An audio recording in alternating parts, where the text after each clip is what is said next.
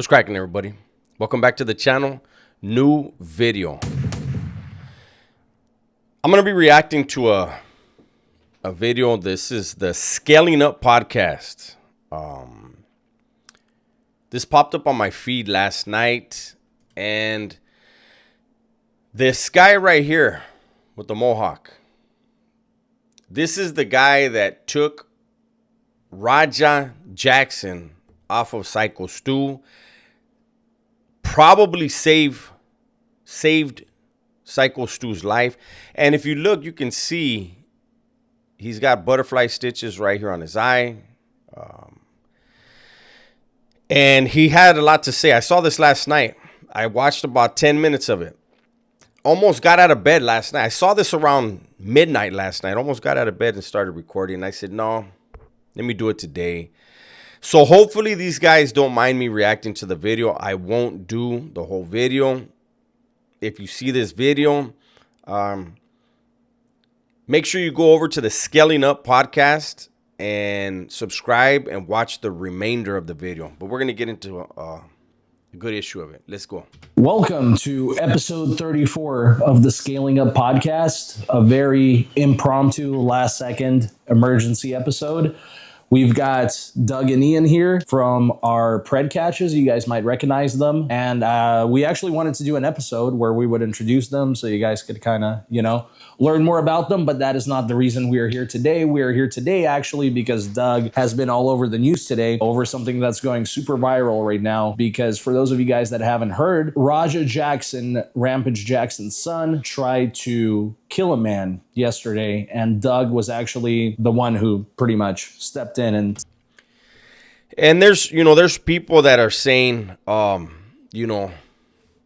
can they say that was the intention?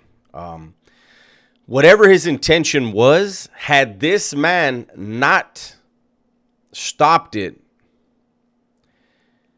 when he did, where he stopped the assault,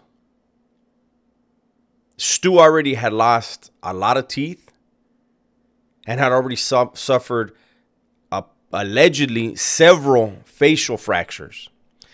He was unconscious and in deep trouble. So I think instead of Raja Jackson being mad at this guy, he should be thankful that this guy stopped Raja from catching a murder. Saved them. So we're going to actually play a few clips first of everything that happened. It initially started with the wrestler, Psycho Stu, smashing a beer can over his head, thinking that he was also a wrestler, that he was there working. Psycho Stu. Worried about Psycho Stu. Psycho Stu? What, you don't know me? Hell no. Yeah. Hey, hey, I think that's a little... Oh, you don't... Easy. He's not a fucking worker. As an MMA fighter,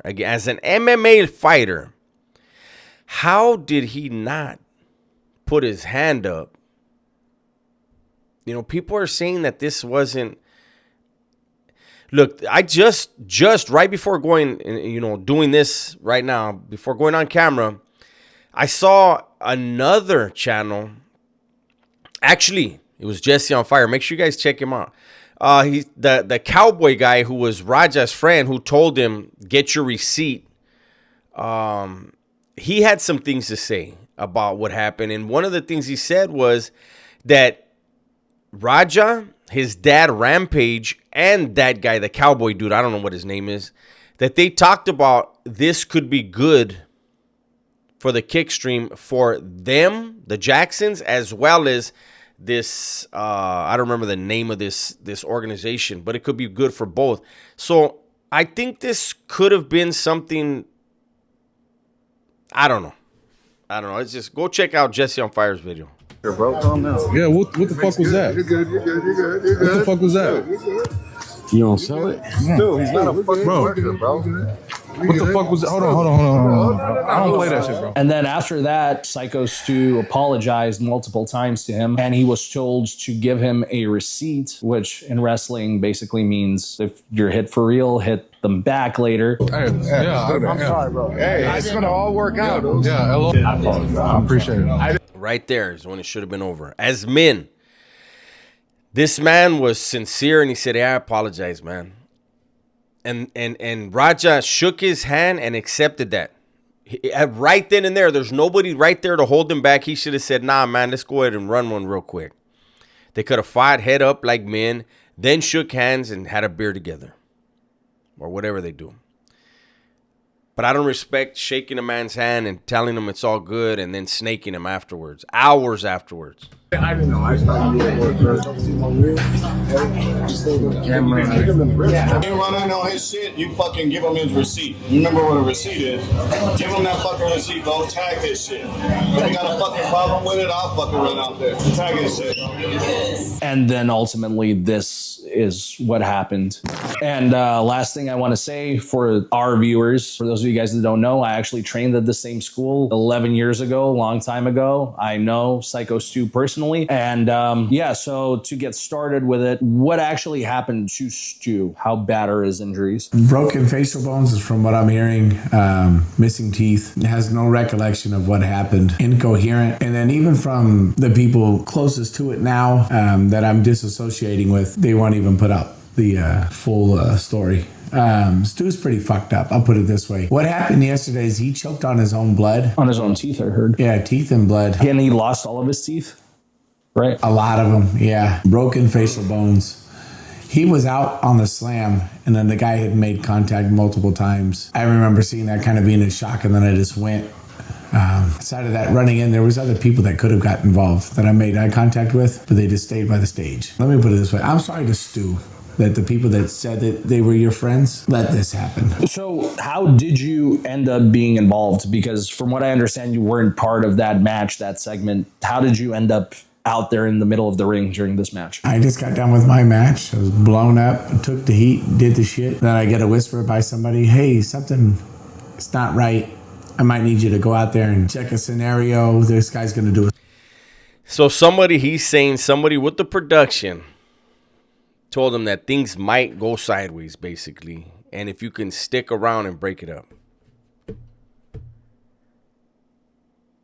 This is going to wind up being some kind of civil lawsuit. I doubt Raja has much money, but it's just another thing where you want to put your hands on people.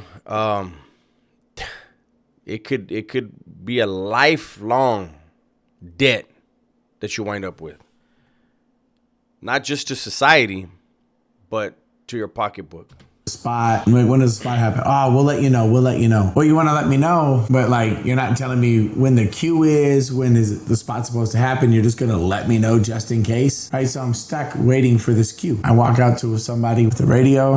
I said, "Hey, talk to the back. When do you guys want me to go? What's happening?" I was informed about the beer can incident actually shortly before that. They told me that they, made up, shook hands, hugged it out multiple times. So it was going to be fine, but they just want to make sure. I talked to the person out front with the radio. I walk back to the ring. I see the slam. I see the first punch, second punch. And by then I'm at people in front of me and I just start moving. I kind of wish I would have just sprung on like the slam. So that's where I'm at. I mean, honestly, there's nothing worse than you watch somebody you care about. He's a veteran. He's me. And these are people who are supposed to love him. And I'm the only one on the outskirts to be told to watch this, apparently. And then I'm in there and I'm battling. I'm doing whatever, trying to like work this. And I'm telling the guy to calm down. And now he's trying to fight me. It's all fucked, there's... So them telling you to watch this and get involved, if this was supposed to be an angle, it kind of doesn't make any sense. This is where they start talking the wrestler talk. So I don't know all that. It's supposed to be an angle. I don't know what this stuff is, but I guess they're talking about, they thought if this was supposed to be a play and they're just supposed to do whatever they're supposed to do, I guess. I don't know. Because you have nothing to do with their storyline or whatever. It seems like they kind of wanted you there just because you're the only one who can shoot, which in wrestling means for real fight, right? It felt like it. Like how you'd use a dog. Like, hey, we'll send our bitch to go do this. But the fact that they told you to watch out and, be ready, and the fact that this had nothing to do with any of the storylines kind of shows that this was premeditated, right? I think the premeditation part comes on the side of AJ Mana. You brought somebody that was volatile that you knew had issues. So real quick, that's the friend of Raja who brought him to the event. That's the small calf, small ass, chicken legs bitch with the cowboy hat. So this fight, whatever you want to call it, Raja Jackson. Attempted murder. Right, this attempted murder, he landed like 20-something punches on him. 23. 23 punches on him. You pull him off, and then he tried to go at you. So was he trying to continue beating him even further? I think the culmination between his dad picking on him and all his daddy issues came out and all the shit that AJ gassed up into his head. Because let me put it this way. I don't like Raja. I think Raja's a shit person for what he did. But I think AJ's a bigger shit person for gassing him up to be in that fucking ring, deleting him. He did. That's, I guess, the guy with the cowboy hat that told him, go get your receipt. You know what it is, right? He should explain to him, hey, don't hurt him serious. Like, I don't know. But this guy's going to get to something when it comes to that dude, AJ, the cowboy hat guy. To ruin his own fucking life, to hurt somebody that AJ also has a fucking problem with. You can't fucking tell me that's not, I don't believe in coincidence. He was basically trying to put the blood on someone else's hands. Exactly, because he's not going to do it himself. Mm-hmm. The few little backyard fights he fucking got in where he got beat the fuck up, and then you got somebody that's a real fighter, trained by somebody that was one of the greatest of all time, and then you had him do your dirty work. He ruined 2 people's lives. So what happened when you got involved with Raja? Why did he want to keep going? Well, I know his chat was like gassing him up too, leading up to it, which we've talked about. Another reason why live streaming is toxic. Yeah. Just goes to show. When you're a man, you're in control of your life. If you do things for other men, you're their bitch. You are not a man, Basically you're a puppet. Doug, so what happened when you and him squared off? I just went in there to stop it first, because I was kind of in shock. I saw Stu. I saw the punches. It felt like slow motion. I'm looking around. I'm looking at Stu's friends staring at me, not running in. I'm only running in. Somebody f***ing pinned Stu after he almost got beat. Wow. So they went and pinned him. Well, we didn't see that. Thought it was all over after the. Wow. So they still went on with the Stu had to lose. Damn. Beat to death. People are so chicken shit that they don't understand violence. They don't understand what's going on. They don't want to partake in anything. They weren't willing to save their friend. They would rather worry about their own image, their self, their master, this. Sometimes the world stops. Sometimes the world stops. You could go to the store one day, be shopping for fucking groceries, and if you see an old lady get beat up and fucking robbed, you have to do something.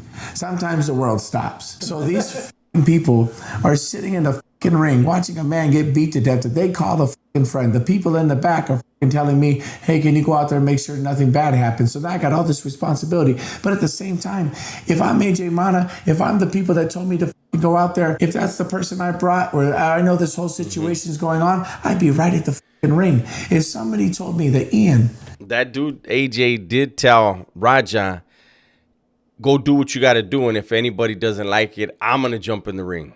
Well, when this guy came and broke it up, AJ, I didn't see you anywhere near there.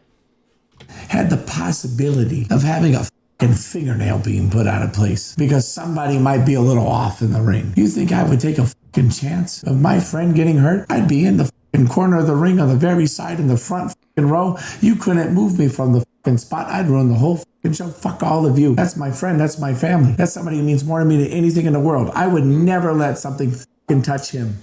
I would die before something hurts my family. And all the people that call him family, where the fuck were they? And then when we're in the fucking ring and I'm breaking it up and he shoots a fucking double leg on me, by the way, work a better fucking double leg, you fucking prick. And then I'm telling you to fucking calm down. I'm not even fucking fighting. I'm not even being fucking hostile. Then you're trying to fucking work and get lower, do this, change positions, and I'm over here having to swim with you, all this other shit. And then you fucking punch me in the fucking eye after we're breaking it up, you fucking loser. That's why you got fucking damn headbutt, and that's why I fucking punch you, and you're fucking lucky I was tired from the match before this.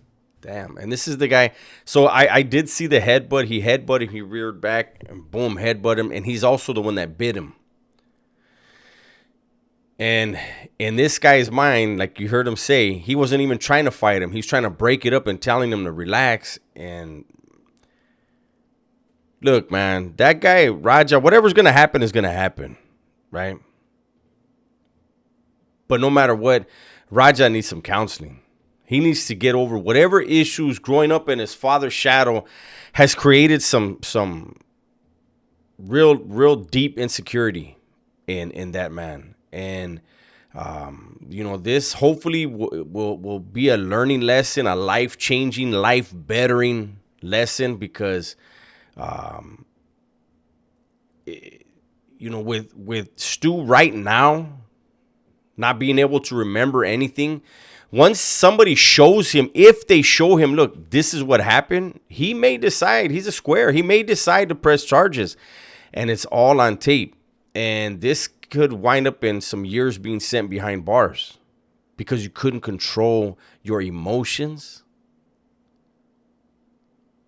What kind of fucking person are you? You fucking low-life fucking clown. You want fucking clout, so you beat up a guy that's fucking half unconscious. You punch a guy that's trying to break up a fight and not even trying to fight you. I wasn't even trying to fucking hurt you. The fuck is wrong with you? So do you think he wanted to continue beating up Stu? I think he would have killed him. If you didn't stop it, right? I promise you he would have killed him. He would have killed me if he would have got the best of me. If he would have took my legs out from under me like he was trying to, he was going to do the same thing to me that he did to Stu. Clearly, you watched the stream when he's walking away. I'm tired of people fucking with me. I don't care how many times you've been fingered in your life, bro. I don't give a fuck. If you got a fucking problem with the fucking world and the people around you, change your fucking people around you. Change it up a little bit. Go to therapy. Get some fucking help. Don't take it out on everybody else. And then you want to train by one of the best fighters. Facts. I don't want to do any more. I already did 9 minutes. I want you guys to go over there and watch the rest of this video. It's a very good video. At one point, this guy right here, he gets emotional. He gets emotional talking about the kids that were there in attendance, that saw what happened, that were shook up. You even hear, if those of you that haven't seen the video yet, you even hear one of the kids say there's so much blood. And who knows how that affects these kids? These might be square kids. They might be, they have an understanding that what they went to go watch was not real. And then they watch some real life brutality happen. But anyways, once again, this is the Scaling Up podcast. Make sure you go over there, check them out. Watch the remainder of this video, man, and subscribe to the channel. Tell them that Dub sent you. Everybody, please be safe, be smart, and tell the ones you love that you love them, man. I'm out of here.